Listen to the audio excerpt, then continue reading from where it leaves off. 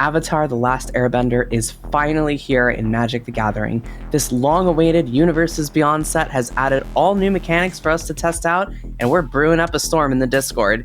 Now don't get too bent out of shape, or we'll have to see you as a Sokka for punishment. Riktus, take it away. What's the weather looking like today in Standard Land? Forecast this week is aggressively positioned, with pilots learning lessons about bearbending while sacrificing their allies in an attempt to overcome the Nope Rope and its control counterparts. Now let's cook with some spice and redefine the...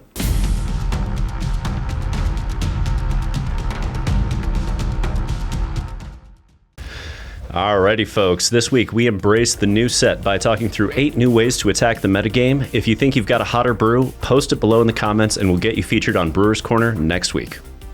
Alrighty, tired of the old meta? Still suffering from VVTSD? Let your local allies help.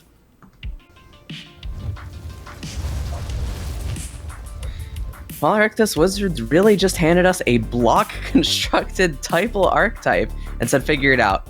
Talk us through the revamped build here. Alrighty, gang. So I went 3-1 with a slightly different build on our tournament that we held the other day, right? We wanted to see what the new format was like. Welcome to Allies. They handed us all of it in the new set, so if you haven't gotten into Standard until today, you can still do this. Now, granted, most of the cost of this deck is going to be your Caverner Souls and your starting towns, and the rest of the deck, I think, is under $100. Like, it is a very cheap deck when you get to just the rares and the rest of it, right?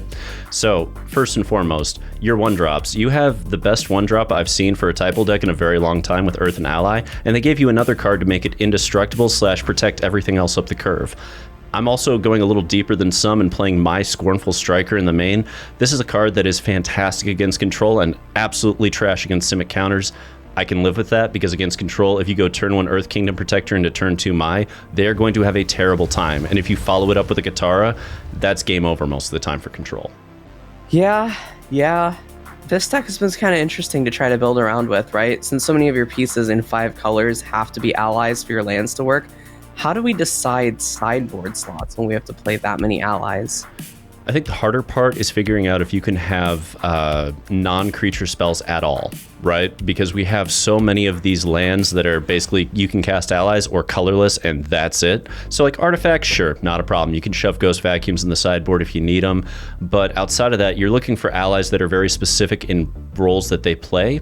And so for instance, in the list we just saw, you had the, was it Boiling Rock Rider? I think that's the name. Mm-hmm. Yeah. And that's absolutely great against Sultai Reanimator. It's good against Grind, but you don't necessarily want it in the main because against aggro, they just, bolt the bird, so to speak, and move on with their lives. So you're looking for role players, and that's really what's true with most Typal decks, and whether they succeed or not is based on how many role players they are given to supplement in the sideboard, because the main game plan is always going to be incredibly linear for these Typal decks, so it's just a question of do you get enough adjustments in your specific, ally, in this case, in your specific Typal, to supplement what you need when other decks adjust for you. Yeah, we did get a whole lot of new tools, and every set you have people trying to build the new aggro decks that are available, right? But you also usually get your classic greedy ramp piles. So for that, we're going to look at Temur Lesson Ramp. The Lion Turtle does not concern itself with board positions unless it's gotten through 3 lessons. Athena, there's a lot of lesson-based variants being tested right now. Why do you like this one in particular? Lessons has a kind of interesting dynamic in Standard right now, right? The main shell is Izzet, but green does do just enough things to warrant trying to add the 3rd color. Specifically in this, the green lessons are ramp, right? Between Shared Roots and Cycle of Renewal, this is ramp. And with Cycle of Renewal, it's Landfall ramp, so you can play it with one of the other best ramp cards in the set, Ice-Till Explorer, right? And that synergizes further with a top end of Dragonback Assault, which is both a board wipe and a win condition, right? And some things that ramp decks usually struggle with is containing the board up until the point where they can land their threat. In this case, your threat is containing the board at the same time. The other card I want to point out here is One Shitong. This is a card that is very hyped up for the set, and I think that the average case of this is kind of middling, but in a ramp deck, this card goes really crazy, right? It covers for the weakness of a ramp shell, where it helps you rebuild after you've played your big threat, and it also just lets you spend a lot more mana on this effect than you otherwise would be able to. Gotta love the mana sinks when it comes to ramp. But how strong do you think Wan Shi Tan is going to be in the current meta? And let's preface this. We believe that probably the meta coming in is Temur, Simic, and a control variant, right? We assume those three are pillars going in. How strong is Wan Shi Tan in that? It depends how big you can reliably get it before you have to cast it, right? I definitely don't think you want too many of this card, because you're going to have a lot of scenarios where you just have to cast it as a 2-mana 1/1, because it's the only 2 drop in your hand, right? But I think if you can consistently get this for 6 mana, this card's really, really good, right? If you're playing this as like a 1-of in your control like your control deck as a win condition, like 6 mana, 4/4, draw 2 cards, flash speed with vigilance, really good card, right? And it just gets better from there. And I think if you're playing Temur, like a more tempo-heavy deck, right? And if you're playing against Temur, a 4-mana 3/3 that draws a card is pretty good, right? So I think that it can be good into some of these decks. It's definitely a little bit on the slower side, and you want it when you have more mana available, so you don't want too many copies, but it is a good card. Fair. Honestly, it's kind of a card I look at even with Temur and think, maybe. I mean, it is flash, it is a flyer, it does get Kaido and Curiosity in, so it's an interesting card to mess with. However, Landfall isn't as easy of a concept to build around. However, all these additions from Avatar, we get not only the ramp, we get pure aggression, so let's get to that with Mono Green Landfall. There is no war in Ba Sing Se. There are, however, chocobos, cubs, and hydras galore. Riktus, tell us the appeal of this big, beautiful bristly bill. So, this deck got a huge upgrade with the new set. Badger Mole Cub not only increases velocity, it also gives us another way to hit landfall triggers should our opponent choose to interact. For those of you who are looking at this on, TCG Player or somewhere else to buy it, there's a reason it's $50 a copy per cub, right? Also, Ba Sing Se, really strong here. It's great against all those control builds where you just need to weaponize those late land drops. Love it for that. Earthbender Ascension, grindy support card, continues to add value while weaponizing the mana base. Also, it just goes off with Ice Till Explorer and a fetch land. Overall, massive upgrades that give this deck a lot of staying power and another angle or two, especially against the control decks where this previously struggled. They'd hit 1 to 3 removal spells early on, and you just sat there like, okay, well, you killed the Hydra, you killed the Chocobo, you killed the Tifa, and you killed the Elf. What the hell are we going to win with? And now you have Ba Sing Se going, lands. Yeah, this archetype did really get a lot out of this set, but did it get enough of an upgrade to challenge the tier 1 contenders? I doubt it. This follows the issue that I see routinely with decks like this.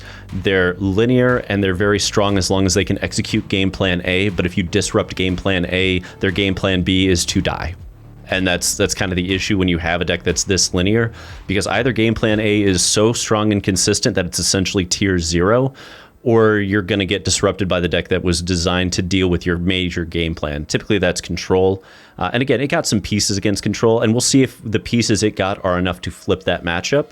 But if it's not, you're looking at a nice tier 1.5, tier 2 deck that in the right environment can, spike a tournament and take it down. But can it reliably do that every single week? Most decks can't. The last one that could, they had to ban. It was called Vivi.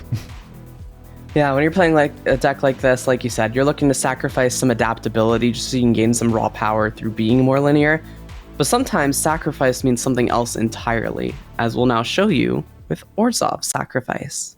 Some of you may die, but it's a sacrifice I am willing to make.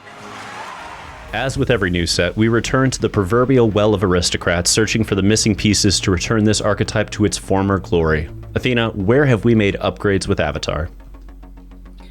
Goodbye, Raise the Past. Hello, Phoenix Fleet Airship. This card gets out of hand very quickly and demands an answer the turn it's played, or you could very well just lose on the spot.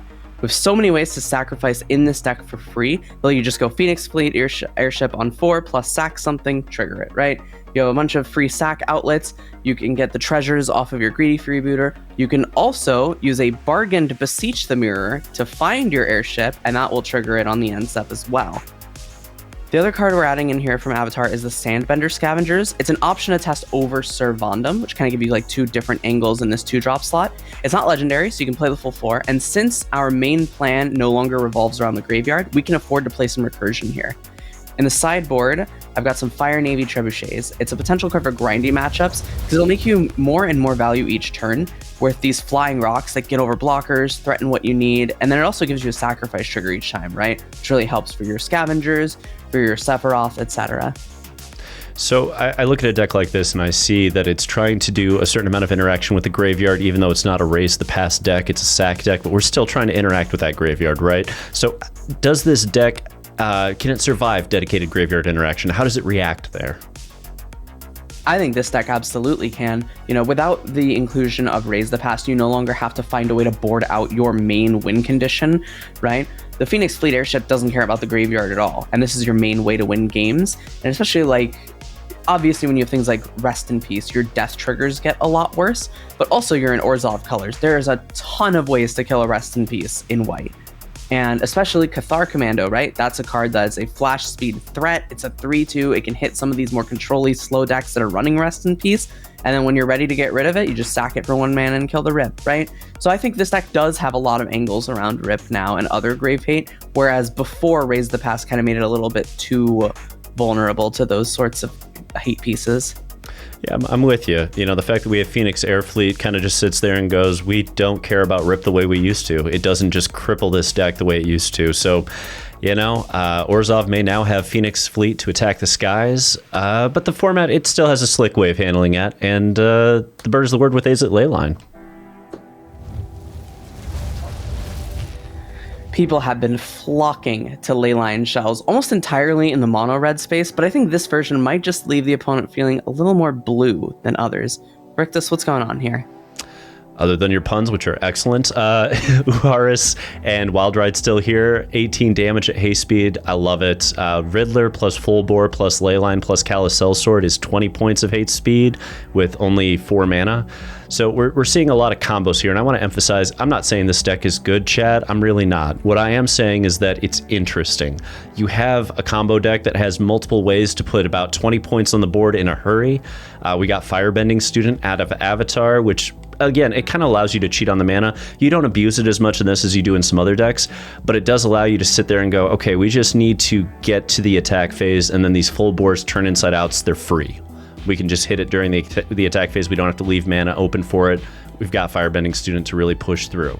So I like what it's trying to do in the sideboard. I tried to get clever with Splash Portal and Thundertrap Trainer because then you can, you know, Splash Portal the Riddlers, and if you have Leylines, that's kind of cute when you have trainers as well. Again, I don't know that this is good, Athena, but it is interesting, and it's something I've wanted to test out for a minute. Yeah, I mean, we worked on this deck a little bit. I know you've probably added some changes to it since then.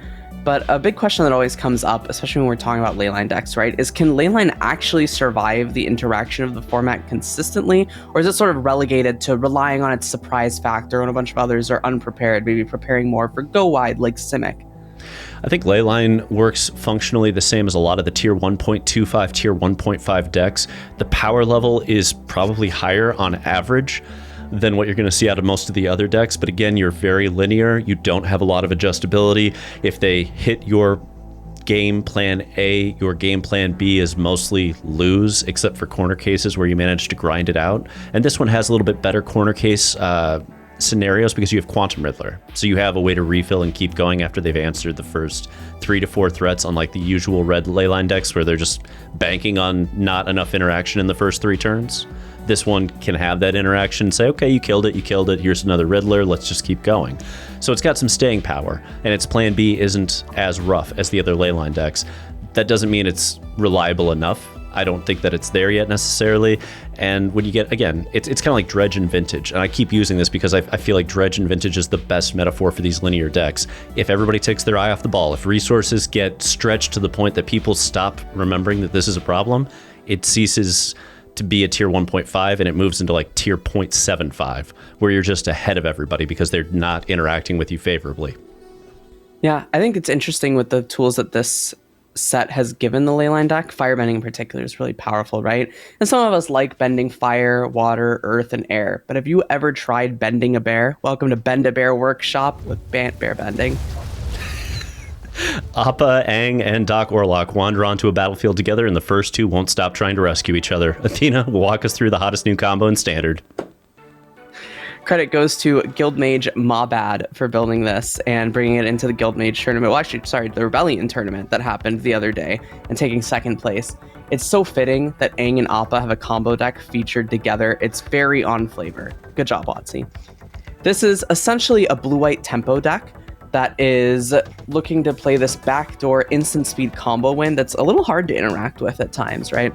Aang, Appa, and Arlok give us infinite 1/1s on the opponent's end step, which we can then use to untap and swing, right? You're playing Voice of Victory, Aim and Interrupter, Aang Swift Savior. These all mess with the opponent's game plan, kind of give you that tempo plan B, pseudo plan A, right? And it also serves to help protect your combo with a lot of these pieces as well. Shout out to Stoic Sphinx as the super spicy sideboard card against control. Mobad found this a little too late for the actual tournament, but it requires a board wipe or a bigger threat to answer if you can cast it on a turn where the control player is tapped out. So, Athena, I think the card that most people are going to look at this list and they're like, why are we running this, is going to be High Noon in the main, 2 copies. What do you got for me? I really like the High Noon tech here in the main. It plays really well with multiple of your main board spells, right? Your 8 spell queller effects or 7 spell queller effects work really well with it because your opponent only gets to cast the 1 spell. So if you get to stop that spell and put a threat on the board, it gets really good, right? On top of that, it makes the combo very difficult to interact with certain lines. So if you have High Noon on the board, right? And you sit there and you play the tempo game plan, and eventually you get like an Arlok on the board. At some point, you flash in your Appa. Your Appa can airbend your High Noon, and you can set up your combo, make your infinite 1/1s, put your Aang back into exile, replay the High Noon, and pass to your opponent. And your opponent can only cast the 1 spell to try to interact with this army of 1/1s, to which you have the Aang in exile ready to stop it. And that makes this combo very hard to interact with. This is how I lost to Mobad, was I couldn't interact with the combo because he had set this situation up. So I'm really impressed by the build of this, and I'm really impressed by High Noon in particular for the main board. I mean, we love a good pseudo prison lock, and this deck managed to pull that into a brand new combo deck, which is just the spiciest shit I've seen come out on day one in a long time. Props again, my bad. Airbender Ascension, it does provide a nice combo piece for this deck, but it's also a key piece in another archetype. So let's talk about Azorius Aggro.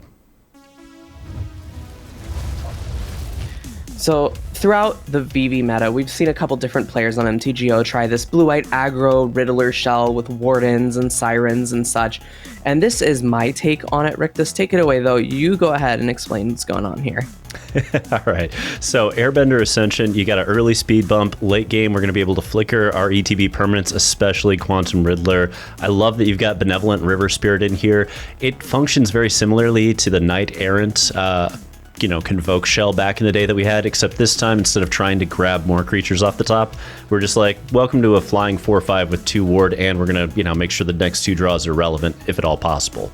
So I like that we're doing some filtering there while presenting a large flying threat to go with Quantum Riddler, another large flying threat that Airbender Ascension favors heavily.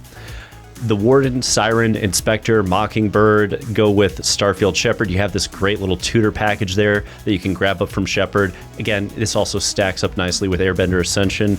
The deck just kind of flows into each other, like all the pieces synergize incredibly well here.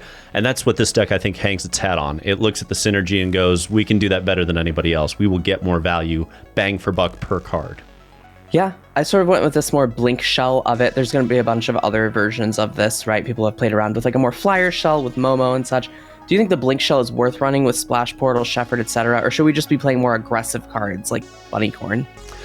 I actually prefer the Blink Shell. I think it gives it a lot of longevity. I've never loved the Bunnycorn because they didn't put that keyword known as trample on it. And if you're not going to put trample on the big fat creature, it just gets chumped into oblivion. There's no evasion. There's no way to really get it there. The best Bunnycorn I ever saw was the one that Mockingbird copied. And otherwise, I didn't like it. Like Mockingbird copied it. I'm like, wow, that is a 6/6 flyer. That is a hell of a card for 2 mana. But a 6/6 on the ground just gets blocked into oblivion. So no, I like this because it does a better job of having that staying power, and it kind of cycles loops. You don't get like infinite loops, but you get value loops, right? With the Airbender Ascension, with the Riddlers, like it's not infinite, but you are going to continue to draw more and draw more and draw more. And if I remember correctly, Athena, we talked a little bit before the episode about your matchup against Control with this, and you just you outgrinded Control with this, didn't you? Yeah, I'll get into that later in the episode. But yeah, this deck felt like it had a really good control matchup because of the grind. And while, obviously some of us are tinkering with these old concepts of standards past, some of us are also trying our best to learn new lessons, especially with this Izzet shell. As with every metagame, there are lessons to be learned, in this case, literally. Athena, walk us through it. So this is essentially a blue-red spells-based mid-range strategy looking to utilize the lesson synergies of the set. Accumulate Wisdom acts as an ancestral recall for 2 mana once you turn it on, or a real recall if you get Gran on the board, right? The real thing that I like in here is I looked at all these like Splash Portal Riddler decks and I saw the Frostcliff Siege, and I really like that card. It gives you a ridiculously fast clock when you warp in your Riddler, but also when you play Dragonfly Swarm, which gets absolutely massive in this deck. And this deck and this shell gives you a really interesting angle for red, where you get to go around one of the usual weaknesses. Combustion Technique can deal enough damage to kill any threat in the format, including Riddlers, Overlords, etc., that red decks have usually just been capped on 5 damage. They haven't really been able to do it. And of course, sideboard, you have the Ral Crackling Wit, always going to be good in a Spells Matter deck as a sideboard piece, gets you out of that more graveyard-centric plan, and gets you into this more grindy game piece that helps you against Grave Hate. So, Athena, I noticed earlier builds of this, I saw a lot of artist talent. This build, we eschewed it entirely from the 75. Why is that? So, I played artist's talent in the tournament, and there are times where artist talent looks really good, right? It lets you cycle extra removal spells into control that you don't want in particular, right? Especially with so many of the lessons being red removal spells, that helps a lot. But the problem is the later the game goes, the worse this card tends to be unless you have a Riddler on the board. Because I would end up in a lot of situations where I would just continuously decline the trigger over and over because I've sculpted my hand into what I need it to be, and the talent isn't really doing anything. And then I have to spend 3 mana and open it up to enchantment removal to get another effect out of it that I would want, and I'm already getting that out of Gran. So I eventually just cut it because I needed more threats. Some of the reasons I lost running the artist talent was I didn't have enough threats, and especially Gran looked a little anemic by itself, so I had the Planispheres to work with the Gran, and I had Sakas to also kind of help with that filtering in the early game that artist talent gave you without having the same weakness late game because it's a scaling threat. I mean, I like that personally because I've been around the artist talent scenario, and don't get me wrong, I was watching you play with it earlier and I ordered all the copies and then immediately was like, and then we cut it. But I get why. There's just too much air at a certain point, right? You need to land a punch. You can't just dance around the whole game trying to look for an angle. Sometimes you just gotta land a haymaker. And Astrologian's Planisphere does a really good job of scaling Estes Saka, so I'm there with you on it. Now, I know y'all are still digesting the spice, but get ready because dessert is served and it's going to put you ahead of the curve. Alrighty, gang. I know y'all were waiting for the update on this anyway. Badger Mole Cub in Simic Counters. It's here. It's ready to cause some problems. Turn 3 Nope Rope and or Riddler/Sabsunin is a problem for most decks to contain. And we talked a little bit about, if you have Dimir, if you have Simic Counters, if you have control, is that just going to be the triumvirate? Is it going to be those 3 in rock, paper, scissors till the end of time? I don't know. I don't know that that has to be the case because a lot of these players that are on Simic Counters, they're not playing Frenzy Bailoff yet, and I feel like they should be. This card is such a good card with Drunith. If you've never gotten to play it off Drunith, that double Screaming Nemesis vibe is insane. Let's also note that their counterspells just turn off once that's in play, so you can safely land your Nope Ropes, your Riddlers, your Sabsunins, and especially Sabsunin in this format. That has been insane. I did not actually think that card was good, Athena, until you turned me onto it, and you're like, hey, just try this with Innkeeper's Talent and see what happens. And the answer was that card just bodies everybody so quickly. It was kind of insane how fast it bodied everybody. So I love it. This deck, it's linear, it's effective, it's difficult to contain, and yeah, you're probably not beating red Leyline decks, but you can beat most of the rest. Yeah, Sabsunin was a piece that I had seen in earlier versions of this deck as a sideboard card into control, and when I tried it then, I loved it, but we weren't really in the right meta for it. Now we're starting to see it pop up a little bit more in the main deck, and some decks are even running 2 copies in the main, and I think this card just gets really out of hand really, really fast, right? And Simic, like we talked about, it's good against one of the best decks in the format, Dimir. So I'm going to go over another deck that beats the hell out of Dimir, and I'm going to go back to Azorius Aggro from before. Yeah, Team Screw Dimir, let's go! Like I said, the early look at the meta tells us Dimir and Jeskai are two of the best decks right now, and this deck is poised to ruin the day of both. You get the go wide aggro aspect that Dimir hates, while also being a tempo deck with a lot of grind potential against control. You're also attacking from a couple different angles, right? You have your blink, you have your go wide, you have your go tall with spirits and riddlers, and because of Warden of the Inner Sky, you get to run split ups in the sideboard because you can manipulate the tap status of your creatures, so you can play that against Simic as well. So this deck's very versatile. It has a lot of grind to it. There's a lot of times where even some of the lower pieces on this work really well, right? There's problems with a lot of these Airbender Ascension decks where they don't have a lot to blink if the Riddler dies or if the Riddler isn't on the board. But even just blinking a Spyglass Siren or a Novice Inspector gets you more value, right? These are cards that just get better the more you blink them. And especially when you get to draw this many cards, you're going to be able to crack the clues from your Inspector and the maps off your Siren pretty often. Yeah, I mean, it's beautiful. I love seeing a good aggro deck that scales and understands how to do that, and this is one of the few decks I've seen that can actually pull that off. I think the last time I saw something similar, I was playing Clerics back in Onslaught, so now you know I'm old as hell. But join us next week as we break down the first week of results in Avatar Standard. We'll bring the lessons if you're ready to accumulate wisdom. Come for the spicy brews, stay for the neuro-spicy crash out. You know what's next, Rebels. Until next time, untap, upkeep, resist. Let your local allies help. You know, Rick, this wizard's really just handed us a block pause. It's not pulling up on Remix. This pile of shit. No, I'm not a Star Wars fan, to be honest. I know. It breaks Lily's heart too. If you want, I can turn water into wine and just whine more about the bands. Hey, there you go. Nice. We get the clap for that one. I was like, I can turn a lot of wine into a lot of piss, and that's about the only talent I have. So that's not true. You have Storm Chaser's talent. Oh, I certainly am chasing talent. Yeah. Oh, Christ. God bless. I'm just scavenging it.